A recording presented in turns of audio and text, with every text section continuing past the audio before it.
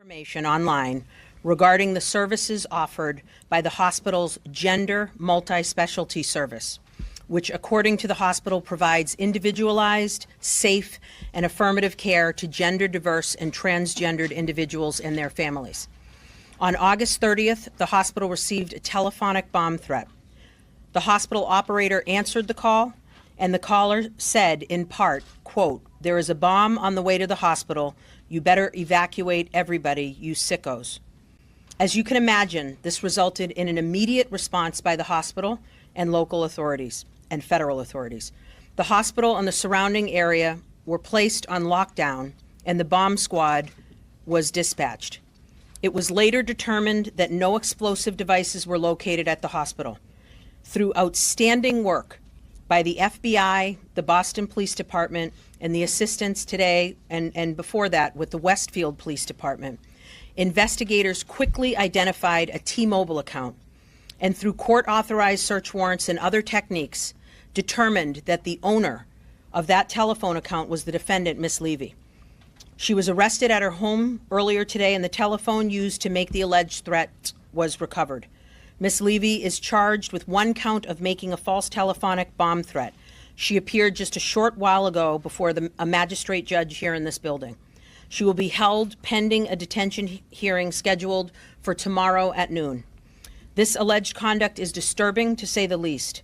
Bomb hoaxes cause fear, panic, and a diversion of resources that have real impact on our communities. The people that work at Children's Hospital and the parents that bring their loved ones to Children's Hospital are under enough stress. While I cannot comment further on the alleged motive of this case, I want to say generally that healthcare providers who support and offer care to gender diverse and transgendered individuals and their families deserve to do so without fear. As Attorney General Merrick Garland has said recently, the Department of Justice will ensure equal protection of transgender people under the law. Hard stop. I have made confronting hate crimes a priority and will continue to vigorously investigate and prosecute individuals who cross the line of free speech and choose to inflict fear and intimidation with their words and actions. It seems that this is happening all too often, that hoaxes are used to promote personal hateful beliefs and ideologies. We will not stand by and allow this to continue. I want to again commend the outstanding work of the FBI and the Boston Police Department, as well as our partners in the Westfield Police Department, many of whom were working double time on this and other matters. It is a testament to them and their skills that they were able to solve this matter in a timely manner and under an extreme amount of pressure. I turn it over now to the Special Agent in charge of the FBI. Thank you, Rachel, and good afternoon, everyone. My name is Joe Bonavolanta, the Special Agent in charge of the FBI Boston Division. Earlier this morning, the FBI arrested Kathleen Levy for calling Boston Children's Hospital on August 30th and making a telephonic bomb threat. We took her into custody at her home in Westfield, Massachusetts, without incident. As a result of her threatening call, the hospital and the surrounding area was placed in lockdown. The Boston Police Department bomb squad was deployed, and no explosive devices were found. Today's arrest should serve as a strong warning to others that making threats of violence is not a prank. It's a federal crime and can carry up to 5 years in a federal prison. Law enforcement must work all threats of violence as a top priority because we never know if the subjects behind them are going to follow through with their actions. These threats put innocent people at risk, divert law enforcement from responding to actual emergencies, are costly to taxpayers, and cause undue stress to victims and the community. In recent months, Boston Children's Hospital has been the subject of sustained harassment related to the airing of grievances pertaining to services they provide to gender diverse and transgender individuals and their families. This has caused a huge amount of angst, alarm, and unnecessary expenditure of limited law enforcement resources. Specifically, the hospital has received dozens of hoax threats, including harassing phone calls and emails, individual death threats, and threats of mass casualty attacks. This behavior is nothing short of reprehensible, and let me be clear, it needs to stop now.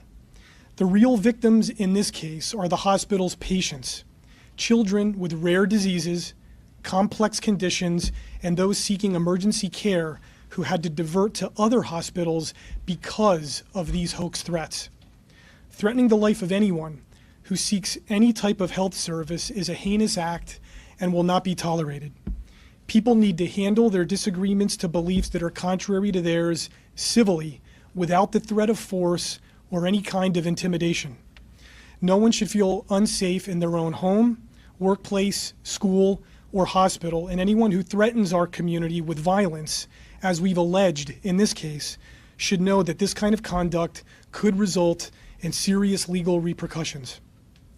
I'd like to extend my sincere thanks to United States Attorney Rollins and her team, Boston Police Commissioner Michael Cox and the Boston Police Department, the Westfield Police Department, along with the agents, analysts, and task force officers on FBI Boston Division's Joint Terrorism Task Force. Thank you.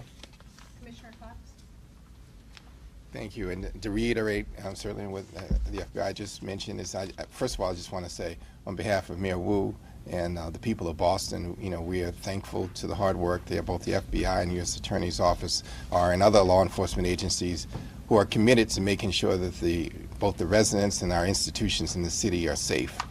And we will expend almost any means we have to make sure that happens. We will always partner to make sure that our folks are safe, and that we will do everything that we can to bring to justice folks who put people's safety at risk.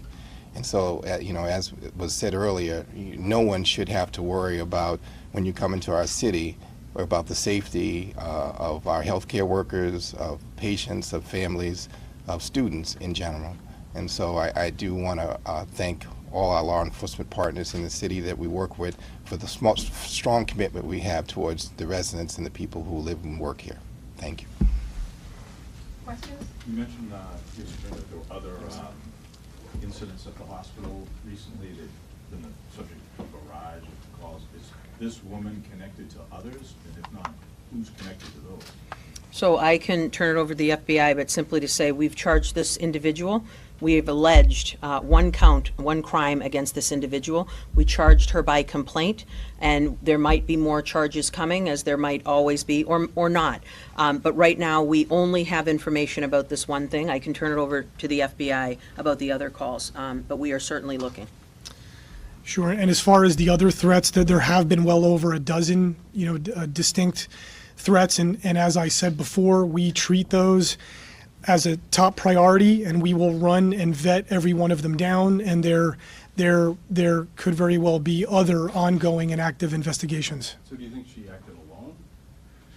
Well, I'm not going to comment on what we think. I would just direct you to the charging document, and right now let that stand on its own. The evidence is now that you're releasing that she's charged with is that she acted alone for this one incident, right? It's, yes, as alleged in the complaint, but as we said, sir, we are permitted to, within the next 30 days, increase. And, when we usually charge by complaint, we continue looking, right? And we continue searching.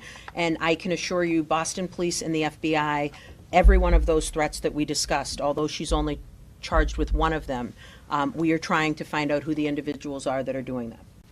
But there's a second bomb threat at Children's Hospital 2 weeks later. There were two distinct threats that have been made to Children's, as well as other entities in our community. We are only charging her with the one that I discussed today. So her phone isn't connected to that second one? We can't comment on that. We can only say that we know it's connected to the one that we charged her with today. And was she working alone, or is she connected to some sort of a sinister group in America that's targeting hospitals? Like, how does a woman from Westfield grab her cell phone and just call the operator at Children's Hospital? I think we'll be finding out a bit more of her in the future, but as of right now, we just have the information that's charged in the complaint. Yes. And can we just ask you quickly about the situation with the migrants in Martha's Vineyard? Do you have an intention to go after the governor of Florida did he do something illegal by being involved in their transport to Martha's Vineyard? We are looking into that case, and we'll be speaking with members of the Department of Justice. Massachusetts isn't the only place where this has happened. We have several other sister communities, whether it's DC, New York, California, where we've seen things like this, and we're hoping to get some input from the Department of Justice about what our next steps might be, if any at all. But did the governor break the law? The governor of Florida break the law in any way by these people ending up on the vineyard yesterday? I don't have enough information to answer that question, sir. What I can say is that we want to make sure that individuals are treated with dignity and respect, period, and that they received good care, I hope, when they came into our Commonwealth. I'll be waiting for more information from the Department of Justice. When I have it, we will let you know. And Any is other it- questions? Is it an interstate kidnapping case? Steve, we're going to move over to Bob. Joe, I have a question for you about the situation at Northeastern University. There are reports that that may also be a hoax. And is that somehow related to what's going on in Westfield? Or can you give us an update on what's going on with that investigation at Northeastern University? So as you well know, that is very much still an active and ongoing investigation. And all I can say at this point is that we continue to work side by side through our FBI Boston Division Joint Terrorism Task Force, the Boston Police Department, and the Northeastern University Police Department. But beyond that, it's very fluid and it's still an active and ongoing Being investigation. investigated as a possible hoax? I can't comment on that because it's an ongoing investigation. Can you rule out terrorism? It's the same. It's an ongoing investigation, so we'll see where this leads. Do you Is the feel like you're community getting at closer? Yeah. Do you feel like you're getting closer to understanding what that was all about? Because the students at Northeastern are very concerned. They don't know what's happened. You have this happening just down the street, really, at Children's Hospital, now Northeastern University. There are questions of hoaxes, whether things are legitimate. People don't know what to think. So there have already been statements that have been released, whether it be through Boston Police Department or Northeastern University on that. But what I can say related to any potential imminent danger to the public or safety is at this point in time, we are not in receipt of any intelligence that would deem there to be a sustained issue when it comes to public safety. Do you feel like you're getting closer to understanding what happened? Well, the investigation continues to progress. Any other questions? Okay, thank you, everyone. Thank you.